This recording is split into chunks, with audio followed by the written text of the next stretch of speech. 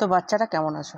আশা করি সবাই ভালো আছো। পরীক্ষার প্রিপারেশন নিচ্ছ, আর কিছুদিন বাদেই কিন্তু পরীক্ষা, ঠিক আছে? তো তোমাদের আগের দিন আমি একটা টপিক নিয়ে আলোচনা করেছিলাম, পার্ট 1। সেটা হচ্ছে কি, মানুষের লিঙ্গ নির্ধারণ, সেক্স ডিটারমিনেশন, যার পার্ট 1টা তোমাদের সঙ্গে আলোচনা করেছিলাম। যার মধ্যে জাইগোটিক ছিল, ক্রোমোজোম ছিল, দেহ ক্রোমোজোম, লিঙ্গ নির্ধারণ ক্রোমোজোম, আদার্স কিছু হেমোজাইগোটিক, হেটেরোজাইগোটিক, এবং পুরুষদের ভূমিকা কী আছে মানুষের লিঙ্গ নির্ধারণের ক্ষেত্রে, এগুলো নিয়ে আমি ডিসকাশন করেছিলাম তোমাদের সঙ্গে, ঠিক আছে?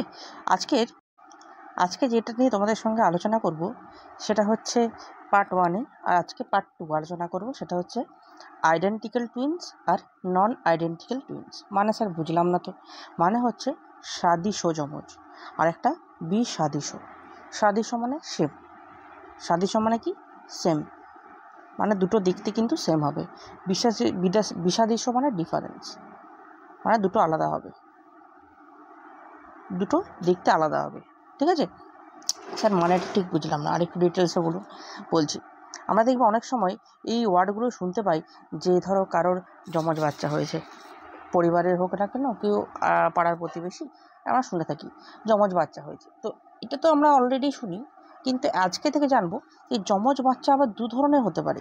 অর্থাৎ একই দেখতে বাচ্চা হতে পারে, আবার কিছু কিছু দেখতে আলাদা রকমের হতে পারে। যারা একই দেখতে হবে তারা সাদৃশ্য, যারা আলাদা দেখতে হবে তারা বিসাদৃশ্য। এইটুকু বুঝতে পারছো? এবার কী করে হয় স্যার, সেটা একটু বলুন। আচ্ছা, এরা হয় দুটো কারণে হতে পারে। প্রথমত হচ্ছে মনোজাইগোটিক টুইন্স, আর একটা ডাইজাইগোটিক টুইন্স। স্যার এটা কি আর একটু ডিটেলসে বলুন। দেখো, যখন দেখবে দুটো বাচ্চা হয়েছে সেম দেখতে, দুজনকেই একদম হুবহু দেখতে এক, তখন তুমি তাদেরকে বলতে পারো মনোজাইগোটিক টুইন্স।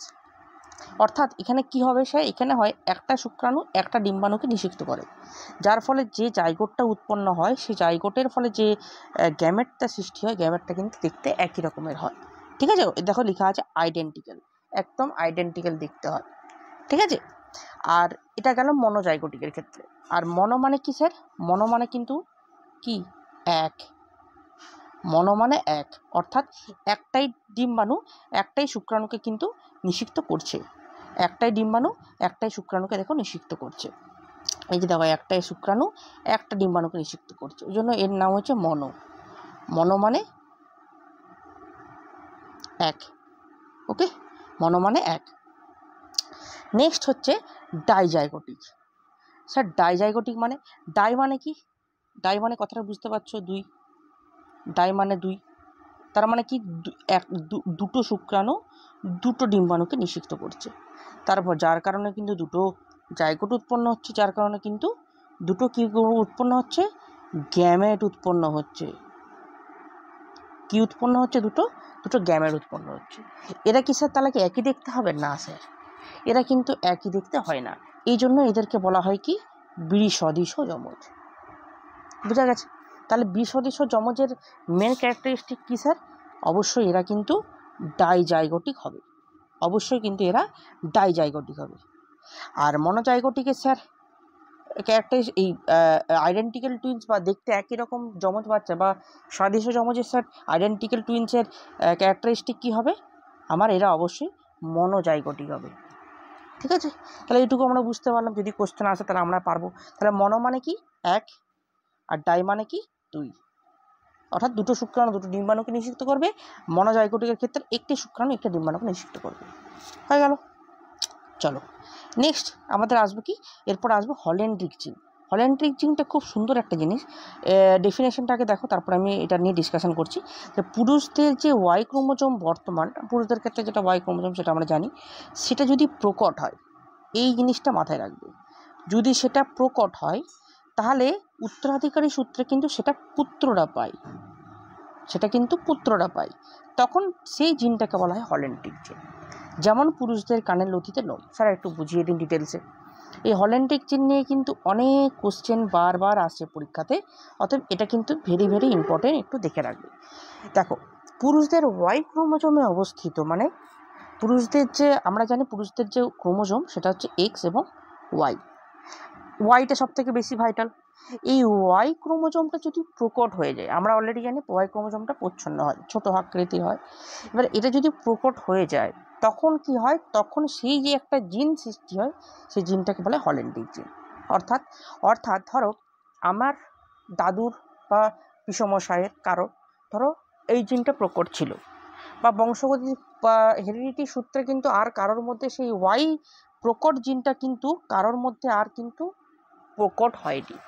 হয়তো সেই বংশগতির সূত্রে আমার মধ্যে হয়তো সেটা প্রকট হয়েছে। তখন দেখা যাবে যে পিসমশাইয়ের যেমন কানে লোম ছিল, সেটা কিন্তু বংশগতির সূত্রে কিন্তু আমার কানের লোমতে লোম আছে। তার মানে কি, এটা কিন্তু একটা হেরিডিটি বা হল্যান্ডিক জিনের কিন্তু উদাহরণ। তার মানে কি, এটা কিন্তু হল্যান্ডিক জিন তখনই হবে যখন এটার তাহলে কটা ক্যারেক্টারিস্টিক পেলাম, 3টে। অবশ্যই ওয়াই ক্রোমোজোম থাকতে হবে, এবং সেটা কিন্তু ওয়াই ক্রোমোজোম থাকলেই হবে না, সেটা কিন্তু প্রকট হতে হবে। এটা গেল। আরেকটা কি পেলাম, সেটা হচ্ছে এটা কিন্তু শুধুমাত্র পুত্ররা পায়, এটা কিন্তু স্ত্রীদের মধ্যে কিন্তু স্থানান্তরিত হয় না। কেন স্যার স্ত্রীদের মধ্যে হয় না? কারণ ওয়াই তো শুধুমাত্র ছেলেদের মধ্যেই থাকে, পুত্ররাই পায়, ছেলেরাই পায়, কারণ ওদের ক্রোমোজোমের যে স্ট্রাকচার এক্স এবং ওয়াই, তাহলে তো ছেলেদের ক্ষেত্রেই সেটা পসিবল, মেয়েদের ক্ষেত্রে তো হতে পারে না। ওকে। আর এই যদি এই প্রসঙ্গে আরেকটা কোশ্চেনও আমি তোমাদেরকে জিজ্ঞেস করি, বার বডি, এই ওয়ার্ডটাও কিন্তু খুব কোশ্চেন আসে, বার বডি নিয়ে কোশ্চেন আসে। তো বার বডিটা স্যার কী জিনিস, বার বডিটা একটু বলে দিই। স্ত্রীদের ক্ষেত্রে যে ক্রোমোজোম সংখ্যাটা হয় এক্স এক্স, মানে ক্রোমোজোম স্ট্রাকচারটা যেটা, সেক্স ক্রোমোজোম স্ট্রাকচারটা হয় এক্স এক্স, তাই তো? এই এক্স এক্স ক্রোমোজোম স্ট্রাকচারের মধ্যে আমরা দেখব এই একটা এক্স কিন্তু হয় কি, একটা এক্স হচ্ছে কি সক্রিয়, আরেকটা এক্স হচ্ছে কি নিষ্ক্রিয়। তাহলে এই নিষ্ক্রিয় যে এক্স, তাকে বলা হচ্ছে বার বডির সংখ্যা। ঠিক আছে? তাহলে দুটো এক্সের মধ্যে একটা এক্স হচ্ছে সক্রিয়, আর একটা এক্স হচ্ছে কি আমার নেগেটিভ বা নিষ্ক্রিয়। নিষ্ক্রিয় যতগুলো এক্স থাকবে সেটা হচ্ছে তার বার বডির সংখ্যা। যদি তোমাদেরকে আমি তাহলে একটা কোশ্চেন দিই যে বলো যে এক্ষেত্রে বার বডির সংখ্যা কত হবে, বলো যে ধরো 44 এ প্লাস এক্স এক্স ওয়াই, ধরো এই ক্ষেত্রে বার বডির সংখ্যা কত হবে? আশা করি সবাই পারবে। এক্ষেত্রে বার বডির সংখ্যা হবে একটা। কেন স্যার একটা হলো? কারণ দেখো এখানে দুটো এক্স রয়েছে, আমি কি বলেছিলাম, যার মধ্যে কিন্তু একটা এক্স হবে কি অ্যাক্টিভ, আর একটা এক্স হচ্ছে কি ইনঅ্যাক্টিভ। তাহলে যতগুলো ইনঅ্যাক্টিভ এক্স থাকবে, অর্থাৎ নিষ্ক্রিয় এক্স থাকবে, সেটা হচ্ছে তার বার বডির সংখ্যা। তাহলে এখানে কটা আছে? একটা আছে, তাহলে একটাই। এরপরে তোমরা যদি বলো যে স্যার একটু বাংলা গদ্য ভাষায় বলুন, ঠিক আছে, তাহলে আমি আমাকে বাংলা গদ্য ভাষায় যদি বলে দিই ক্যালকুলেশনটা, যে যতগুলো এক্স থাকবে, ধরো একটা দুটো তিনটে চারটে এক্স আছে, যতগুলো চারটে থেকে একটা বাদ দিয়ে দিবি। একটা কি কেন বাদ দিলাম স্যার? ওই যে নিষ্ক্রিয়টা, একটা এই সক্রিয়টা বাদ দিয়ে দিলাম আমি একটা, যতগুলো নিষ্ক্রিয় থাকবে তাহলে একটা বাদ দিয়ে যতগুলো থাকবে সেটা তিনটে হচ্ছে এখানে বার বডির সংখ্যা। এটা মানে একটা ক্যালকুলেট টাইপের আমি করলে দিলাম, বাট এর আক্ষরিকটা কিন্তু ওইটা যেটা বললাম। ঠিক আছে, যে যতগুলো নিষ্ক্রিয় এক্স থাকবে সেটা হচ্ছে তার বার বডির সংখ্যা। ওকে, চলো নেক্সট হচ্ছে কি হাইপার ট্রাইকোসিস। স্যার এটা কি? এইটাই আগেরটার মতনই, মানে পুরুষদের কানের লতিতে লোম যেটা, ওটাকেই বলা হয় কিন্তু হাইপার ট্রাইকোসিস, একই জিনিস, আলাদা কিছু নয়।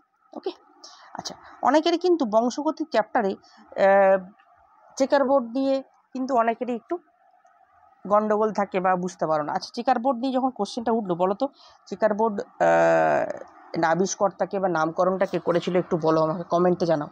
ঠিক আছে, চেকার বোর্ড দিয়ে ওটা জানাও কমেন্টে। আরেকটা জিনিস জানাও যে অটোজম বাহিত একটি রোগের নাম এবং শেষ ক্রোমোজোম বাহিত একটি রোগের নাম, এটা আমার কমেন্টে অবশ্যই জানাবে। ঠিক আছে, আর যদি ভিডিওটা ভালো লেগে থাকে অবশ্যই কিন্তু লাইক শেয়ার সাবস্ক্রাইব করে দিও। ঠিক আছে, চলো এরপরে দেখো ফিমেল যে ক্রোমোজোমটা আছে, এখানে ধরো ফিমেল একটা ক্রোমোজোম আছে এক্স এক্স। আচ্ছা বলো তো এখানে বার বডির সংখ্যা কটা? বলো বলো, কমেন্টে জানাবে। এখানে এই যে ফিমেল এই ক্রোমোজোমের ক্ষেত্রে বার বডির সংখ্যা কটা? ঠিক আছে, চলো নেক্সট। এখানে ফিমেল একটা আছে, এখানে একটা আছে মেল। বলো এই ফিমেল আর মেল এর মধ্যে আমি একটা ক্রস ঘটাবো, তোমাদেরকে যাতে সুবিধা হবে কীভাবে ক্রসটা করা হয়। দেখো আমি উপরে রেখেছি ফিমেল রেখেছি, কারণ লেডিস ফার্স্ট, আর নিচের দিকে রেখেছি কি মেল। ওকে, এরপরে আমি ক্রস করব। কি করে করব স্যার? আচ্ছা, আমি এখানে একটা নাম্বারিং করে দিই, যেটা তোমাদের বোঝানোর স্বার্থে। 1 2, এখানে 1 2 করে দিয়েছি, এখানে 1 2 করে দিয়েছি। ছোটোবেলায় আমরা গুণ খেলতাম না, যে আগে ছোটোবেলায় যখন যোগ করতাম না, যে ধরো 4 5 6 3 এরকম করে যোগ করতাম, 2 6 4 2, যে বলতো এই ঘরের কাজ আগে হবে, তারপরে এই ঘরের কাজ হবে, তারপরে এই ঘরের কাজ হবে, এরকম করে আমরা আগে করেছি। ঠিক আছে, তো এক্ষেত্রেও আমরা সেই জিনিসটাই করব।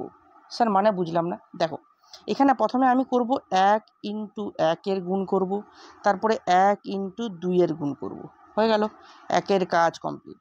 আবার 2 কাজ করব, 2 ইন্টু 1 গুণ করব, 2 ইন্টু 2 গুণ করব, দেন 2 কাজও কিন্তু কমপ্লিট। ঠিক আছে, চলো গুণ করা যাক। এই 1 সঙ্গে এই 1 গুণ করব, দেখো এক্স এবং এক্সের গুণ করে দেখো লিখেছি ডবল এক্স। আবার স্যার বলেছে এক্স 1 সঙ্গে 2 গুণ করব, চলো এই 1 সঙ্গে এই যে 2, চলো গুণ করি, গুণ করে দেখো ডবল এক্স এসছে। চলো 2 কাজ শুরু করব, 2 ইন্টু 1 গুণ করব, দেখো 2 সঙ্গে 1 গুণ করেছি, দিয়ে এক্স ওয়াই এসছে। আবার 2 সঙ্গে 2 গুণ করব, দেখো এই যে 2 সঙ্গে এই যে 2 গুণ করলাম, এসছে এক্স এবং ওয়াই। দেখতে পেলে তাহলে কতটা সোজা। এইভাবে কিন্তু আমরা ইজিলি কিন্তু চেকার বোর্ড বা যে ক্রস দেবে হিমোফিলিয়ার ক্ষেত্রে বা সামথিং, সেই ক্রস কিন্তু আমরা ইজিলি করে নিতে পারি। ঠিক আছে, তো আজকের ভিডিওটা আর লম্বা করছে না, আজকের ভিডিওটা এই অবধি থাক। যদি তোমাদের কিছু কোয়ারি দরকার থাকে, কিছু জানার দরকার থাকে, বা কোশ্চেন বা কিছু বোঝানোর দরকার থাকে, অবশ্যই কমেন্টে জানাবে। আর যদি আমার কাছে তোমার পড়তে চাও, তাহলে আমি নাম্বারটা দিয়ে দিচ্ছি, এই নাম্বারে আমাকে হোয়াটসঅ্যাপ করতে পারো, 9064476305। এই নাম্বারে আমাকে হোয়াটসঅ্যাপ করবে। যদি কোনো কোশ্চেন বুঝতে পারোনি বা প্রবলেম হচ্ছে, বিশেষ করে চেকার বোর্ড নিয়ে আমাকে বলবে, আমি তোমাদেরকে বুঝিয়ে দেবো। ঠিক আছে, আর যদি কোনো কোশ্চেন রিলেটেড যদি কোনো আনতে হয় তোমাদের, অবশ্যই কমেন্ট জানাবে। যে কোনো যদি তোমাদের গোল্ড সিরিজ বা কোনো কোশ্চেন আনতে হয়, ঠিক আছে, সেই নিয়ে যদি ভিডিও দরকার আমাকে বলবে কমেন্টে, আমি তোমাদের জন্য এনে দেবো। তাহলে আজকে এই অবধি থাকুক, আবার দেখা হবে পরের একটা ভিডিওতে। Thank you.